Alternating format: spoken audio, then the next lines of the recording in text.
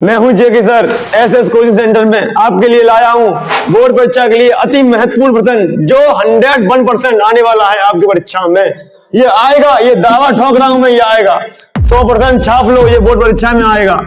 ये क्वेश्चन हमारा दिया है, यदि cos a माइनस बी बराबर √3/2 और sin a प्लस बी बराबर √3/2 तो हमें a व b का मान ज्ञात करना है। a व b का मान ज्ञात करना है। cos a माइनस b बराबर √3/2।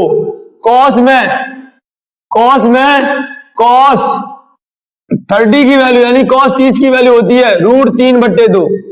तो √3/2 cos 30 की वैल्यू होती है, तो cos 30 की वैल्यू √3/2 होती है, तो √3/2 की जगह पर cos खत्म करने के लिए हमें cos का मान हटाने के लिए हमें cos 30 लाना पड़ेगा √3/2 की जगह पर।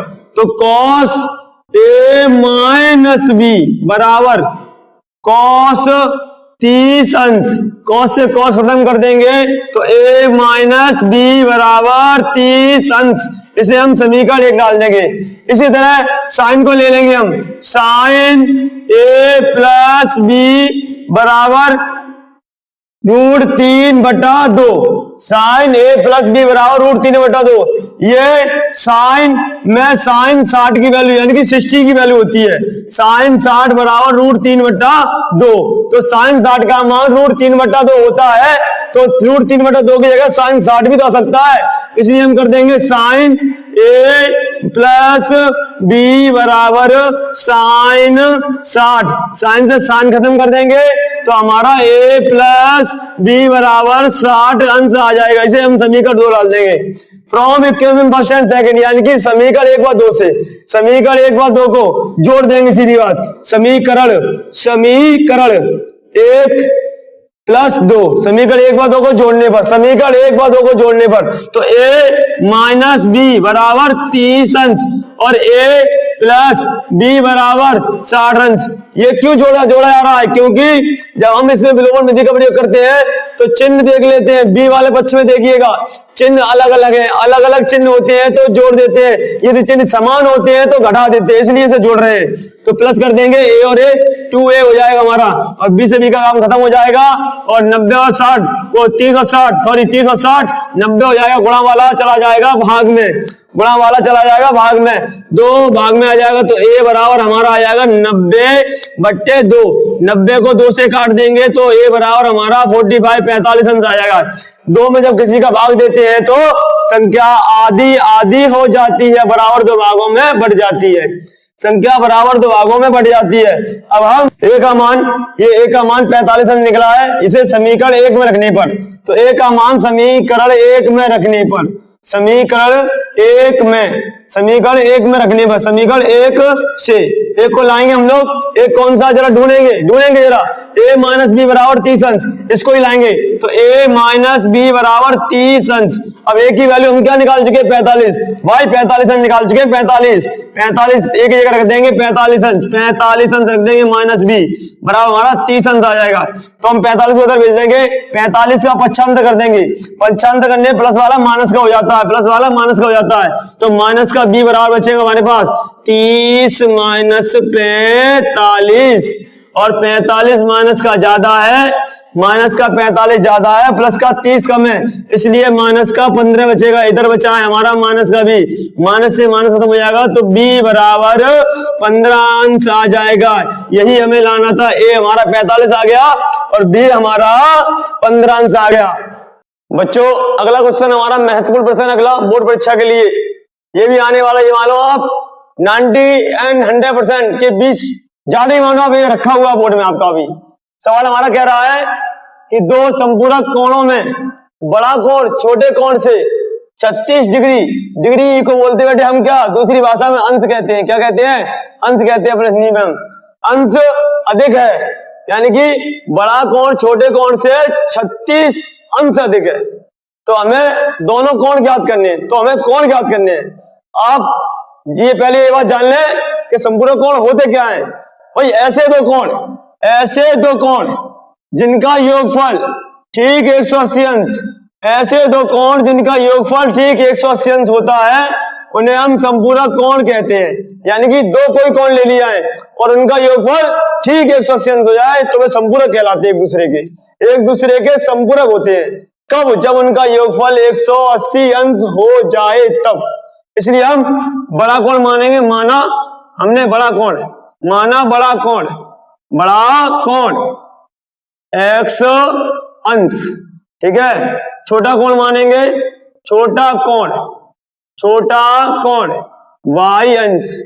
अब हमें पहली शर्त हमारे क्या कह रही है? पहली शर्त यही कह रही है कि दोनों कोण कैसे है? संपूरक है। भाई दोनों कोण संपूरक है तो फर्स्ट शर्त से ठीक है, तो दोनों कोण यानी कि x बड़ा है तो y छोटा है। अगर हम इन दोनों को जोड़ देंगे बच्चों, पहली शर्त कह रही दोनों कोण संपूरक है, तो x प्लस y बराबर हम 180 अंश कर देंगे, इसे हम डाल देंगे समीकरण 1, क्योंकि ये दोनों कोण एक दूसरे के संपूरक है। अब दूसरी शर्त क्या है हमारी? दूसरी शर्त की तरफ जरा हम गौर कर लेते हैं, पढ़ लेते हैं कि बड़ा कोण छोटे कोण से 36 अंश अधिक है। तो सेकंड शर्त में बड़े कोण से हम छोटे कोण को घटाएंगे, यानी कि उसका अंतर करेंगे, तो हमें 36 अंश रखना पड़ेगा। तो x अंश में से हम y अंश को घटाएंगे, 36 अंश हमें रखना पड़ेगा, इसे हम समीकरण 2 डाल देंगे। अब हमें यहाँ पर y और y को एक जैसा दिख रहा है और मगर चिन्ह अलग अलग दिख रहे हैं, तो इसमें हम विलोपन विधि का प्रयोग करेंगे। तो समीकरण 1 में 2 को जोड़ देंगे, समीकरण 1 व 2 को जोड़ने पर, समीकरण 1 प्लस 2 करने पर, समीकरण 1 व 2 को जोड़ने पर x प्लस y बराबर 180 अंश, x माइनस y बराबर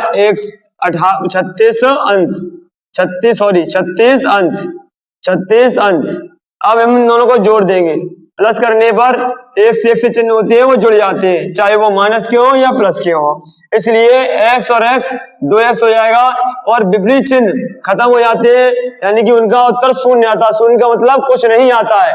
अब यहाँ पर 36 और 180 को जोड़ेंगे, 6 और 0 को 6 आ जाएगा हमारा, 8 और 3 11 की 1 कहां से लगी 1, और 1 और 1 कितना होता है 2, 216 अंश।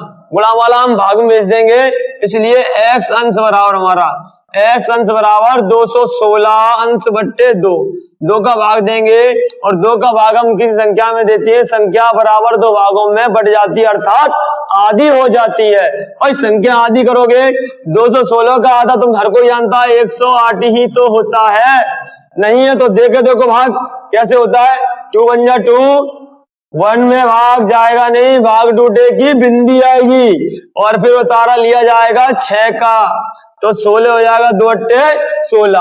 तो x अंश बराबर बेटा हमारा 108 अंश आ गया। अब हम x के मान को समीकरण 1 के लिए भेज देंगे, वहां से हमें y मिल जाएगा। तो लिख देंगे हम x का मान समीकरण 1 में रखने पर, भाई एक कहां ढूंढो, ये रखाओ। तो कह रहा है कि मेरा नाम 1 है, मुझे उठा लो इधर, तो x की जगह पर हम रख देंगे 108 अंश प्लस के y अंश बराबर 180 अंश।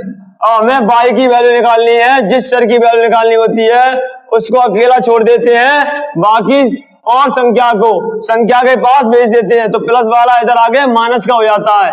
180 में से हम प्लस वाले को उधर लेके आएंगे तो माइनस का 108 घटा दिया जाएगा, और 180 में से 108 घटाएंगे हम, 180 में से 108 घटाएंगे तो हमारा लगभग नहीं पक्का 72 अंश आएगा। ठीक है, नहीं है तो घटाकर देख लेते हैं। 180 अंश के नीचे 108 घटाएंगे तो इकाई के नीचे इकाई रखेंगे, दहाई के नीचे दहाई रखेंगे और सैकड़े के नीचे सैकड़ा रखेंगे। घटाने पर तो हम 0 से 8 नहीं जाएगा तो दहाई लेंगे, बगल से 1 यहां से लेंगे, इसके लिए दहाई का काम करेंगे, क्योंकि इकाई के पास दहाई अपना एक भेजती है, एक अपना अंक भेजती है, वो इकाई के लिए 10 गुना होती है, तो हम यहाँ से 1 भेजेंगे, यहाँ 10 हो जाएगा, 10 में से 8 जाएगा तो 2 बचेगा।